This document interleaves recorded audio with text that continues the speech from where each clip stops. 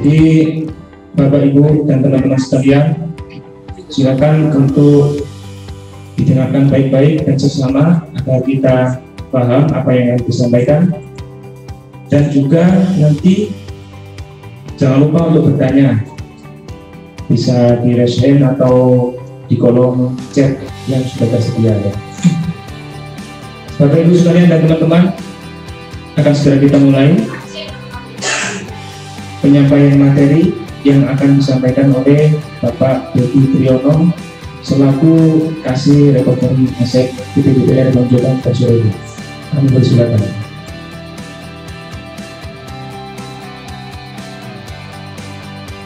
Assalamualaikum warahmatullahi wabarakatuh. Selamat sore rekan-rekan semua.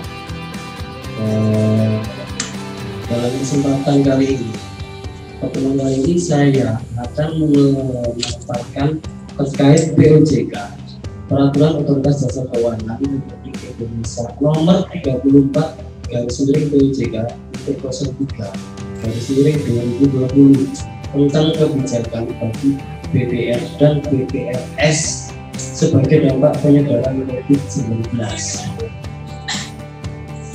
Next.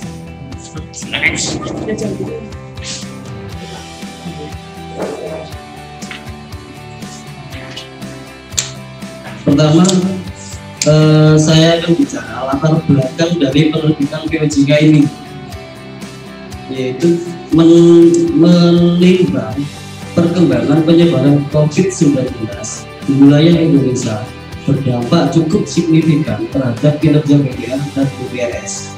Di antaranya terkait dengan peningkatan potensi risiko kredit dan risiko likuiditas. Hal dimaksud dapat mempengaruhi pertumbuhan industri BPR dan BPRS, sehingga untuk mendorong optimalisasi kinerja industri BPR dan BPRS perlu diambil kebijakan bagi BPR dan BPRS sebagai dampak penyebaran coronavirus 2019. Itu yang melatar belakangi terbitnya POJK ini, POJK nomor 34 garis POJK di 03 garis 2020. Terus ini slide terkait tadi latar belakang. Dalam POJK ini terdapat 12 pasal. Untuk pasal pertama ini pengertian tentang BPR dan BPRS itu sendiri. Semua mungkin sudah tahu dan bisa dibaca sendiri. Lanjut. Nah, ini mulai pasal 2. Pasal 2 ini apa sih kebijakan bagi BPR dan BPRS yang diatur dalam POJK ini? Yang pertama terkait PPAP, kedua agunan yang diambil alih AIDA, ketiga penyediaan dana, penyediaan dana dalam bentuk penempatan dana antar bank, dan yang keempat BPR dan BPRS dapat menyediakan dana pendidikan dan pelatihan untuk pengembangan sumber daya manusia. Yang pertama tadi terkait PPAP, BPR atau BPRS dapat membentuk PPAP umum kurang dari 0,5% atau tidak membentuk PPAP umum untuk aset produktif berupa penempatan pada bank lain dan kredit atau pembiayaan dengan kualitas lancar untuk laporan bulanan sejak posisi April 2020. Yang kedua terkait agunan yang diambil alih. Ini kita bicara tentang kebijakan BPR bagi BPR dan BPRS yang diatur dalam POJK ini. Yang kedua terkait agunan yang diambil alih, yaitu terkait perhitungan AIDA berdasarkan jangka waktu kepemilikan dapat dihentikan sementara sampai dengan 31 Maret 2021. Selanjutnya, BPR ataupun BPRS dapat menggunakan presentase nilai AIDA posisi 31 Maret 2020 sebagai faktor pengurang modal inti dalam perhitungan kewajiban penyediaan modal minimum sampai dengan 31 Maret 2021. Setelah tenggat waktu tersebut, perhitungan persentase AIDA sebagai faktor pengurang modal inti kembali mengacu pada ketentuan mengenai penilaian kualitas aset BPR ataupun BPRS.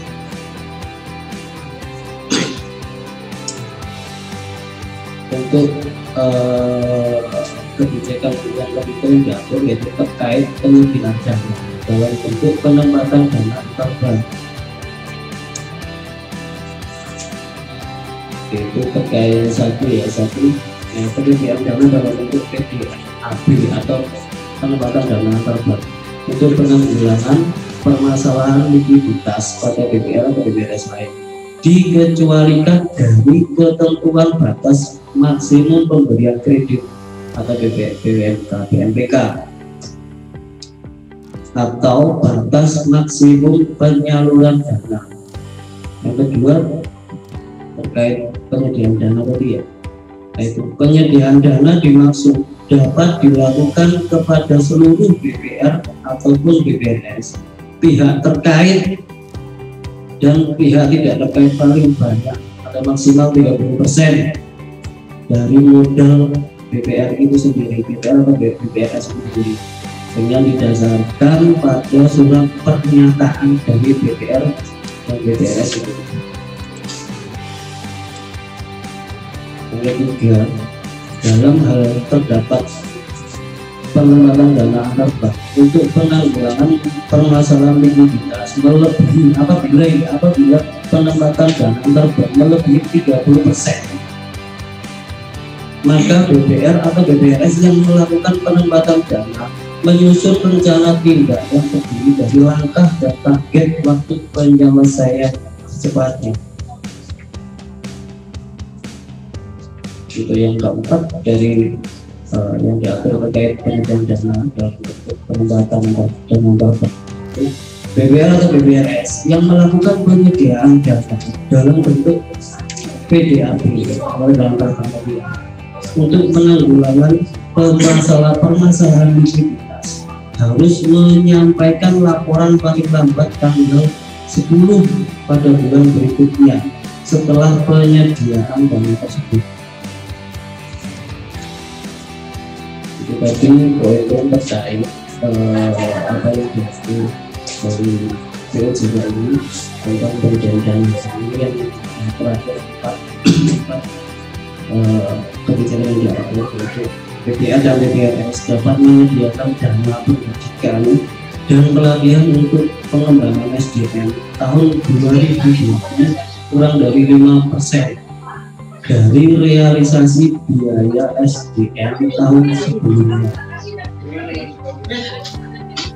Miring tapi ini dua tahap. Pertama kita bicara terkait latar belakang dari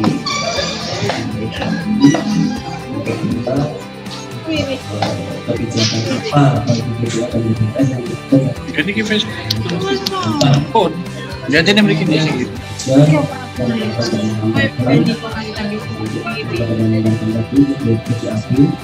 yang keempat terkait biaya pelatihan pasti dalam COVID.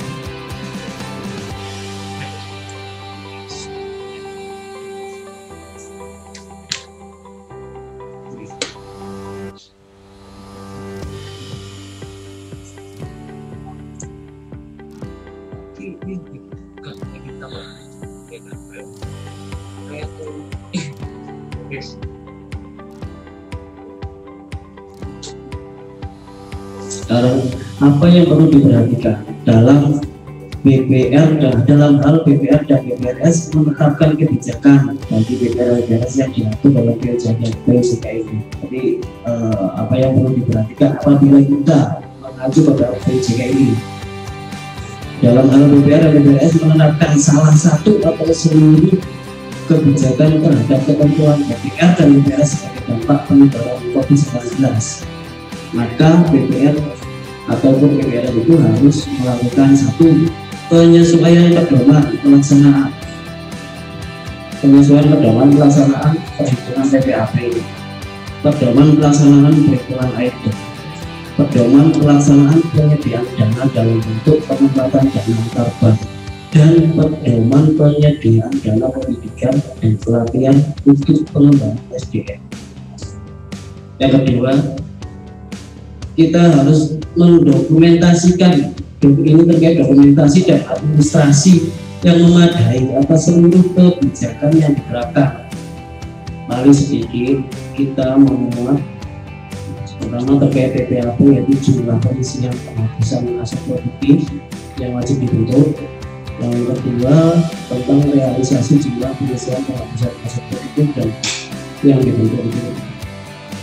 Untuk yang selanjutnya terkait dana itu, ini masalah yang perlu dipersiapkan lagi ya. Yang perlu diperhatikan dulu terkait AIDA, yaitu perhitungan nilai agunan yang diambil alih yang menjadi faktor pengurang modal inti BPR dan BPRS dalam perhitungan kewajiban pemenuhan modal minimum. Nah, itu terkait penyediaan dana dalam bentuk penempatan dana antar bank. Perhitungan penyediaan dana dalam bentuk penempatan dana antar bank pada BPR atau BPRS lain untuk penanggulangan permasalahan likuiditas pada BPR dan BPRS lain. Yang keempat terkait penyediaan dana pendidikan dan pelatihan, yaitu terkait jumlah yang perlu diperhatikan, yaitu terkait jumlah biaya pendidikan dan pelatihan itu sendiri. Yang kedua, realisasi biaya pendidikan.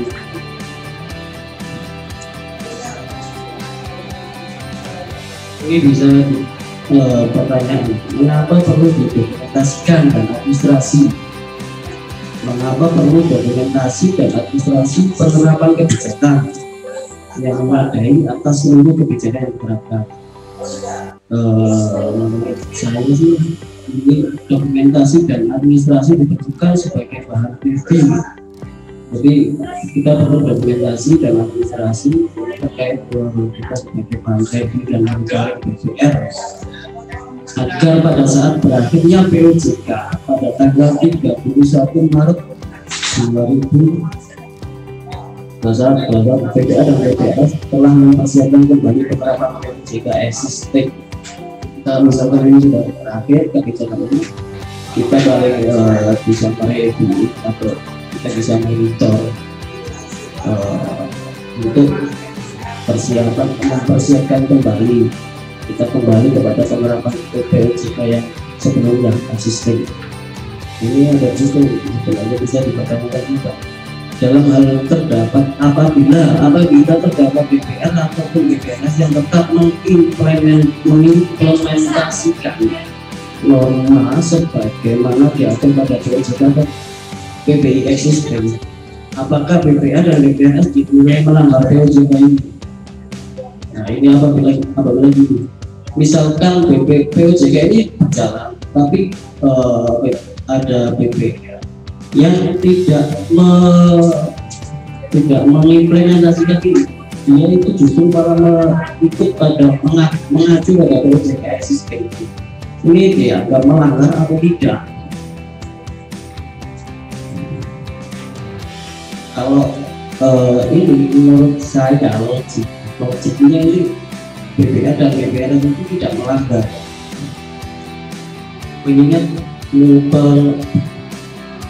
mengingat POJK ini mengatur pengaturan dalam POJK ini bersifat opsional menurut saya. Ini nanti bisa didiskusikan sama teman-teman juga. Next, kita masuk ke terkait dengan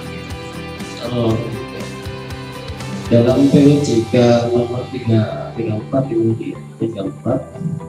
ini terkait yang diatur terkait pengisian penghapusan aset produktif PPAP. Kapan kebijakan PPAP yang diatur dalam POJK ini berakhir atau berlaku? Kebijakan terhadap ketentuan PPAP yang diatur dalam POJK ini berlaku sejak laporan posisi bulan April 2020 sampai dengan laporan posisi bulan Maret 2021. apakah kebijakan PPAP yang diatur dalam POJK ini hanya mencakup aset produktif berupa kredit atau pembiayaan. Jadi di dalam POJK ini nggak hanya mencakup pembiayaan atau kredit. Jadi kebijakan terkait PPAP yang diatur dalam POJK ini mencakup aset produktif berupa kredit atau pembiayaan dan penempatan pada pemain dengan kualitas lancar. Ini terkait kebijakan yang mengatur tentang PPAP dalam POJK. Apakah BPR dan BPRS diperkenankan untuk tetap membentuk PPAP 0,5% sebagaimana POJK sebelumnya existing? Apakah diperkenankan? Apabila ini kita mulai terbitnya POJK ini sudah berlaku, apakah BPR itu boleh mengacu pada POJK existing? Jadi di sini di POJK nomor 34 ini kita kan terkait PPAP boleh untuk kita PPAP untuk yang aset produktif lancar itu boleh kurang dari 0,5% atau sampai dengan tidak dibentuk. Nah, untuk yang existing lancar itu 0,5%. Jadi bolehkah kita itu mengacu pada POJK existing, mengingat pengaturan dalam POJK ini bersifat opsional bagi BPR dan BPRS, maka BPR dan BPRS itu diperkenankan untuk tetap membentuk PPAP sebesar 0,5. Jadi seperti yang diatur pada POJK existing sebelum terbit POJK itu terkait dampak penyebaran coronavirus. Siap, bosku. Oke, kan. Akan tetapi tetap selanjutnya BPR harus mengkomunikasikan hal kepada pengawas. Dalam hal ini kita otomatis pada otoritas jasa keuangan itu sendiri. Apakah BPR dan BPRS perlu membentuk akumulasi cadangan pengisian kerugian sebesar 0,5 dari aset produktif kualitas lancar yang tidak dibentuk selama berlaku POJK ini? Jadi misalnya gini, ketika berlaku POJK ini memang kita kan diberi kelonggaran, kita bisa membentuk PPAP kurang dari 0,5% sampai dengan tidak dibentuk untuk kualitas aset produktif lancar. Nah, dalam pemikiran kita pasti bertanya, apakah nanti apabila POJK ini berakhir, apakah harus mengakumulasikan berapa yang tidak dibentuk PPAP? Jadi kalau misalkan itu menurut saya PPAP tidak perlu membentuk akumulasi cadangan pengisian kerugian sebesar 0,5, akan tetapi harus menghitung, sebaiknya menghitung cadangan pengisian kerugian sebesar 0,5. Nah, itu dalam rangka mengantisipasi kebutuhan pembentukan PPAP saat POJK itu sudah tidak berlaku dan harus kembali kepada POJK existing sebelumnya.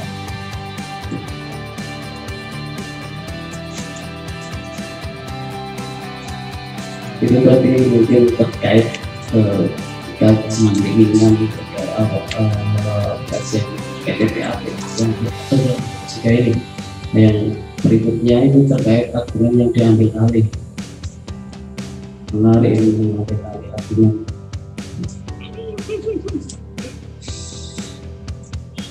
Seperti yang tadi bisa kita baca satu terkait kebijakan aturan yang diambil alih. Kapan sih kebijakan AIDA yang diatur dalam POJK ini berlaku? Jika kebijakan AIDA yang diatur dalam POJK ini berlaku sejak laporan kondisi bulan April 2020 sampai dengan laporan posisi bulan Maret 2021. 1 tahun itu maksimal relaksasi. Iya. Yang kedua ini terkait bagaimana kebijakan AIDA yang diatur dalam POJK ini. Kebijakan AIDA yang diatur dalam POJK ini adalah BPR dan BPRS diperkenankan menggunakan presentase dari nilai AIDA sebagai faktor pengurang modal inti dalam perhitungan kewajiban penyediaan modal minimum sebagaimana persentase untuk posisi laporan bulan Maret 2020 dan menghentikan perhitungan jangka waktu kepemilikan AIDA sejak 1 April 2020 sampai dengan 31 Maret 2021. Masih juga.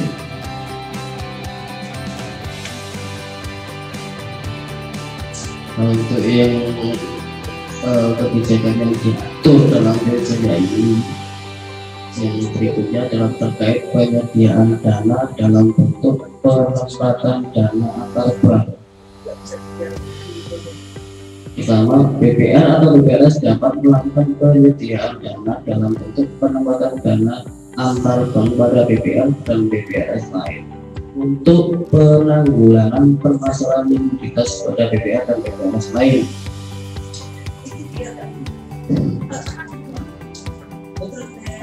Jadi BPR dan BPRS dapat melakukan penempatan dana bank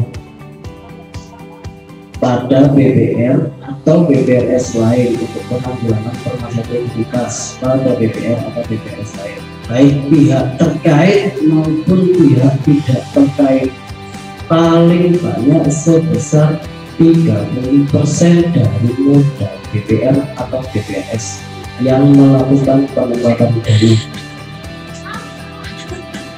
di luar batas maksimum penempatan dana kepada pihak terkait dan batas maksimum penempatan dana berupa PDAP, penempatan dana antar bank kepada pihak tidak terkait. Yang kedua, BPR dan BPRS tetap dapat menggunakan kelonggaran.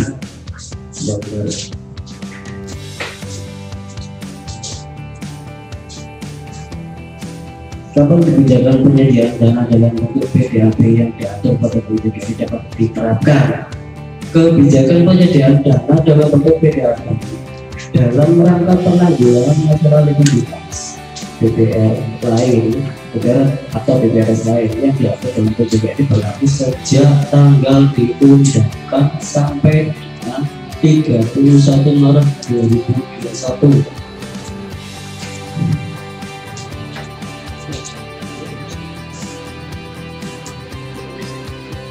Pada tanggal 1 April 2021, BPR dan BPRS tidak lagi diperkenankan melakukan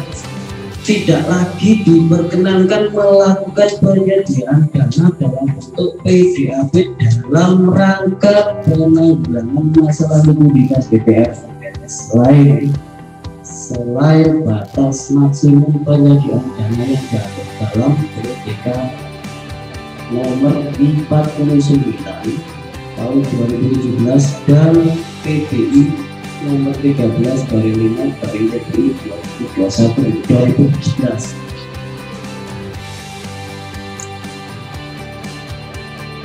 Apakah BPR dapat melakukan penyediaan dana dalam bentuk penempatan dana antar bank untuk penanggulangan permasalahan BPR? Jadi apakah dapat BPRS dari A dapat melakukan penyediaan dana dalam bentuk penempatan dana antar bank untuk penanggulangan permasalahan likuiditas pada BPR, bukan BPRS? Ini menurut saya sih tidak. Dalam penyediaan dana dalam bentuk penempatan dana antar untuk penanggulangan permasalahan likuiditas BPRS dilarang menempatkan dana pada BPR. BPRS dilarang menempatkan dana pada BPR sebagaimana diatur dalam POJK nomor 39/12.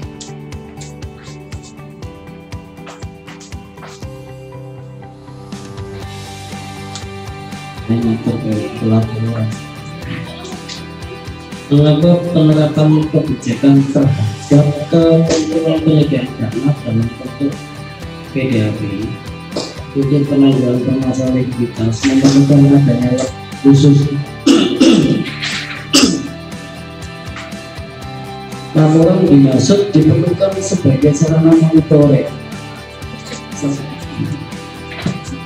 Jadi untuk sarana monitoring OJK serta BPR dan BPRS dalam melakukan penerapan kebijakan terhadap ketentuan penyediaan dana dalam bentuk penempatan dana dan pada BPR atau BPRS lain untuk penanggulangan permasalahan likuiditas pada BPR dan BPRS lain. Mana satu, dalam hal BPR dan BPRS melakukan penerapan kebijakan terhadap ketentuan penyediaan dana dalam bentuk penempatan dana dan pada BPR atau BPRS lain untuk penanggulangan permasalahan likuiditas pada BPR dan BPRS lain melebihi 30% dari modal BPR atau BPRS yang diperkenankan, maka BPR dan BPRS harus secepatnya melakukan penyelesaian agar kembali pada 30% maksimal selama POJK berlaku.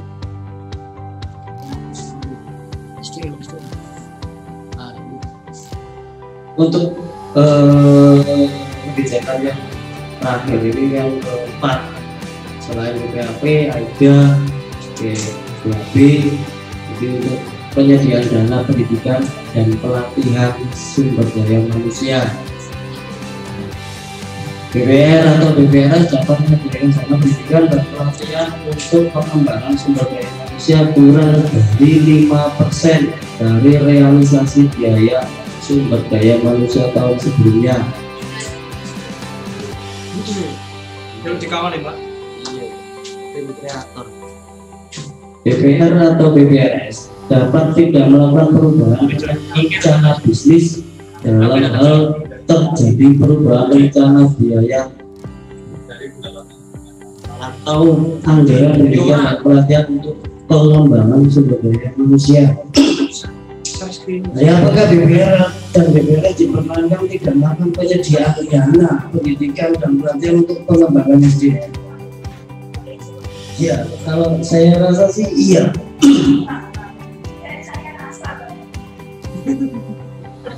BPR dan BPRS diperkenankan tidak melakukan penyediaan dana pendidikan dan pelatihan untuk pengembangan SDM untuk tahun 2020.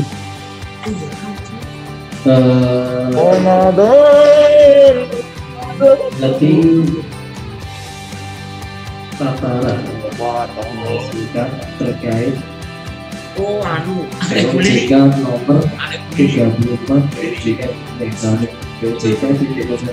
dari 2020 terkait ada 4 kebijakan yang saya paparkan. 1 PPAP, 2 AIDA, dan 3 penempatan dana antar bank dan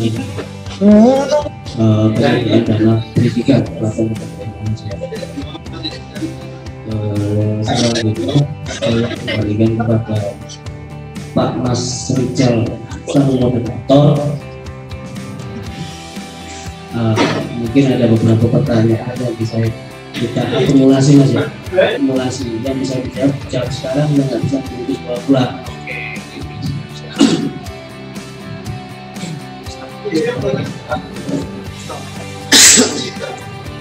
Baik Bapak Ibu sekalian dan teman-teman yang berbahagia, itu tadi materi yang disampaikan oleh Bapak Didi Triyono.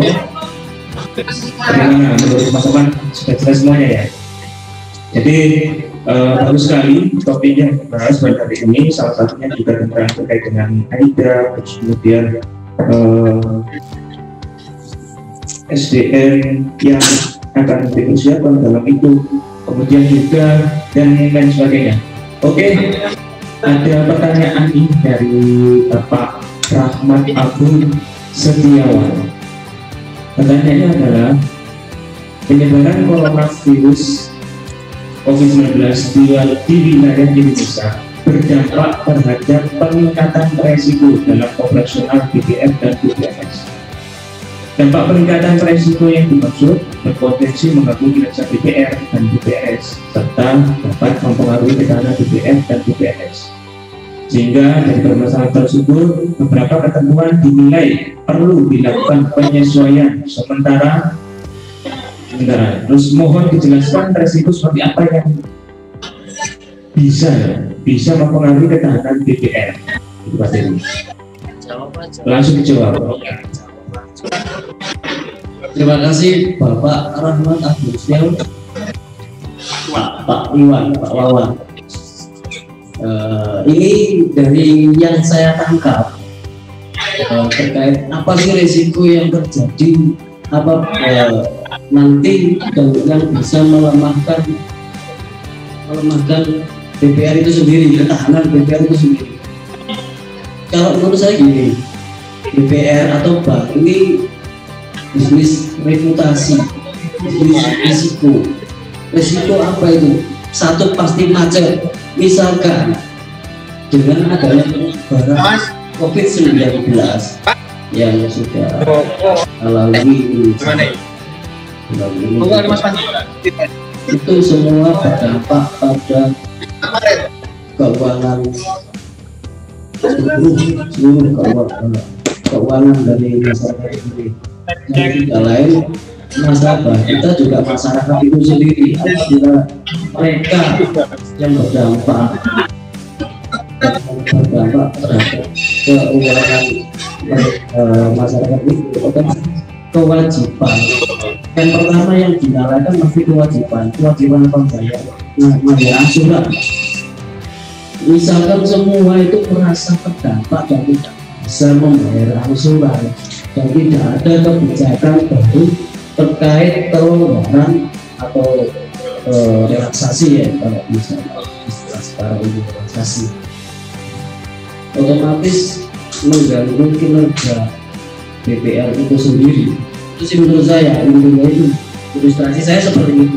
Mungkin dari Pak Iwan kurang jelas atau kurang sepakat,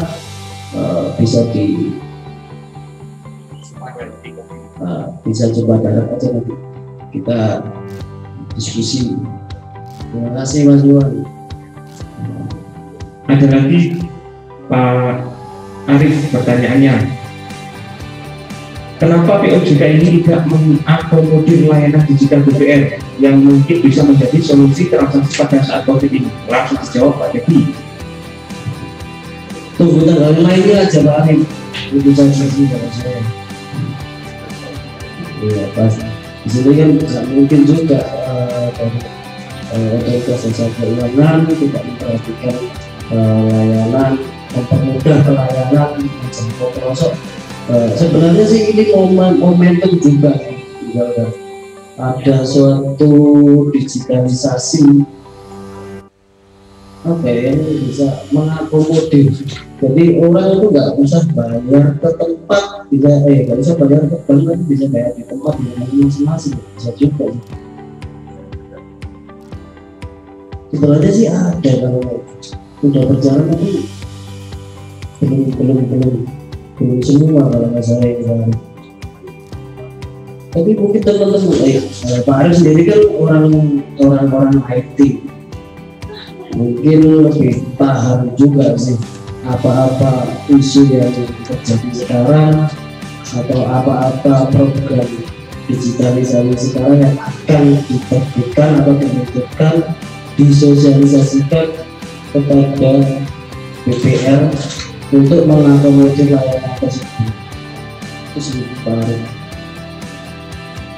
Begitu Pak Arif ya, apa sudah paham Pak Arif ya? Nanti kalau misalkan belum puas dengan jawabannya, nanti bisa diobrol langsung dengan Pak Dedi di kopi darat. Ini dari Pak Rahmat Agustiawan, tanya lagi boleh Pak ya? Boleh, iya. Ini pertanyaannya, mengapa penerapan kebijakan terhadap ketentuan penyediaan dana dalam bentuk penempatan dana antar bank untuk penanggulangan permasalahan likuiditas memerlukan adanya laporan khusus ke OJK, Pak? Nah, ini gimana, Pak? Saya tadi kalau nggak salah ingat, saya juga baca ini untuk keperluan monitoring dan review. Mungkin bisa dibaca lagi sih Pak Iwan.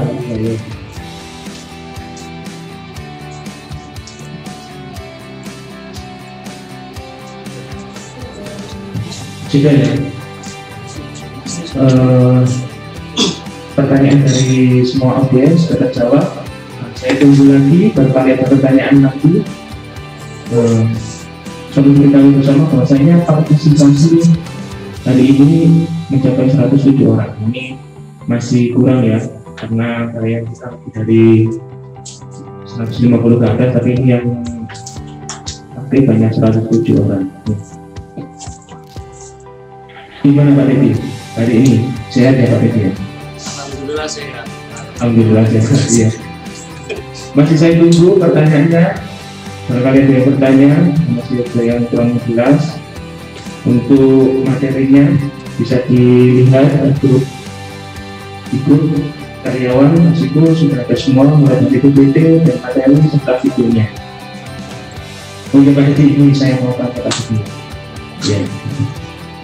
Terkait dengan peningkatan Pak Dedi, ini yang nantinya kan akan berpengaruh juga sama IDA.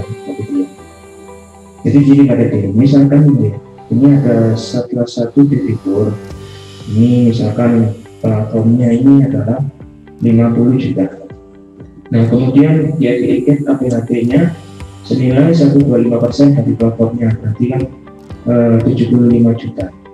Nah ketika ini misalkan ada suatu kesalahan, yakni di aktanya ini menurut PK ini bunyinya ya 50 juta, tapi maaf, aktanya bunyinya 60 juta, tapi 125% dari 60 juta ya 85.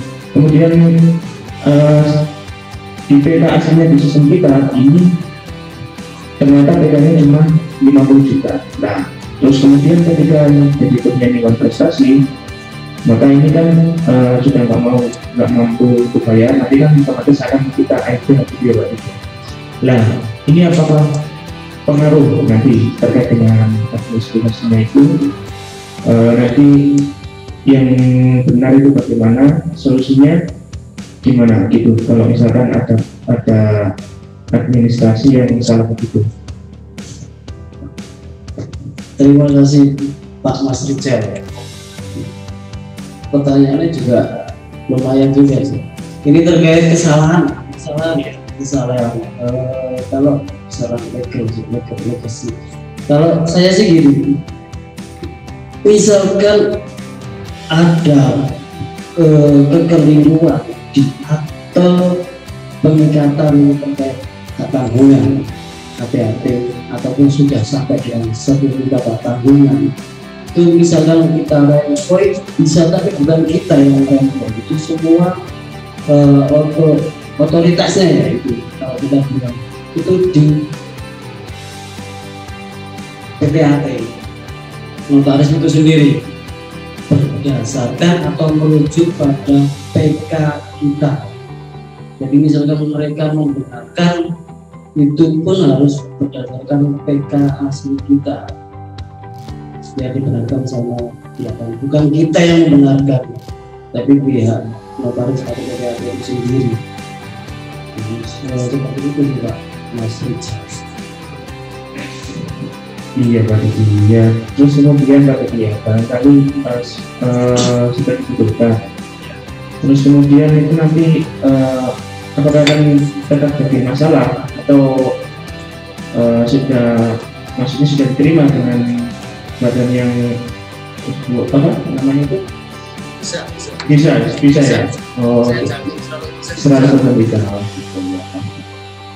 Nah ini, ada pertanyaan, bukan pertanyaan nih, cuman jawab ini.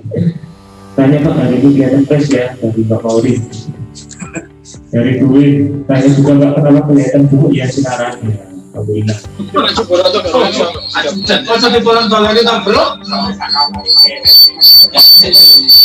Oke, kita tunggu pertanyaannya. Pak Pri hati-hati demo nak nganu kulo dek itu karo Pak Lukman. Aku tak gak turun. Ora.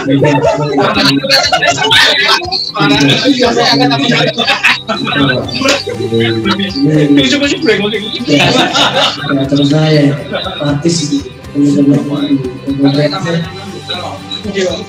Karena Pak Pri, nek gak pertanyaan kono, ini mau nang kono gua. fresh kalau sudah kita dapat bola langsung berbicara fresh.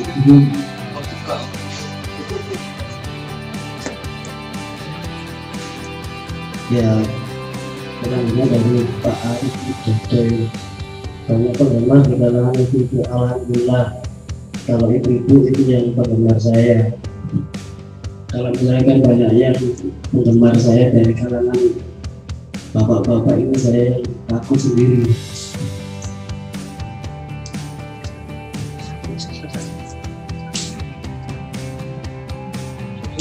Nah ini ada satu lagi pertanyaannya dari Pak Iwan.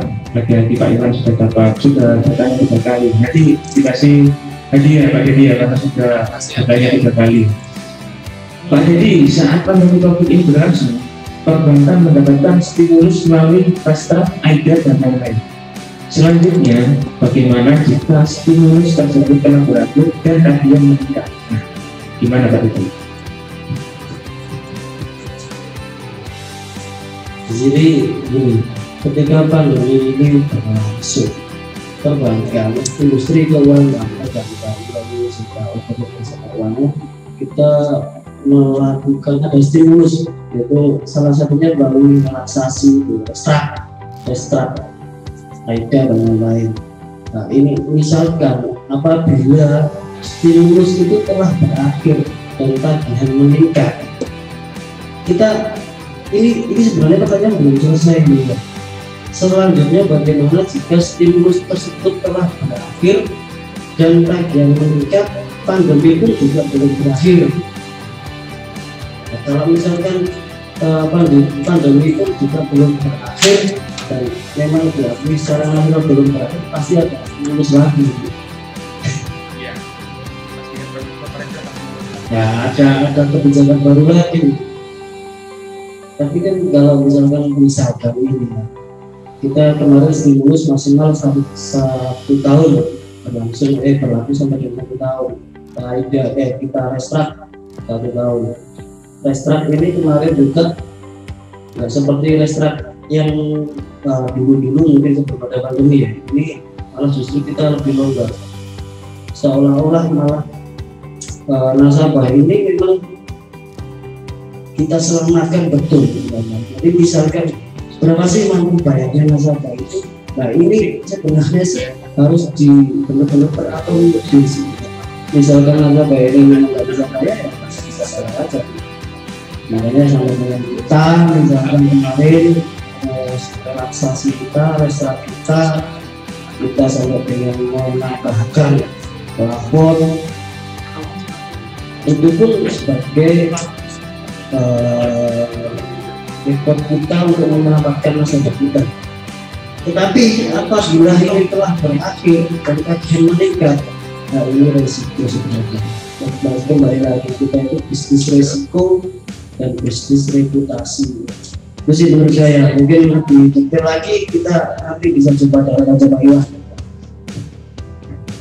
Oke Pak Iwan ya, sudah cukup jelas ya Pak Iwan ya. Ini sudah berlangsung 1 jam kurang tadi ya. Baik Bapak Ibu sekalian, kita tutup hari ini pada kuliah sore yang disampaikan oleh Pak Dedi. Semoga apa yang disampaikan tadi dapat bermanfaat untuk kita semua. dan juga pembelajaran bagi kita semua dan selalu belajar dalam segi hal segalanya gitu ya, agar kita bisa mengerti dan paham di aspek-aspek tentang khususnya di bidang ekonomi. Terima kasih, sampai jumpa di pertemuan selanjutnya di hari Jumat. Salam sehat sejahtera untuk kita semua. Assalamualaikum warahmatullahi wabarakatuh.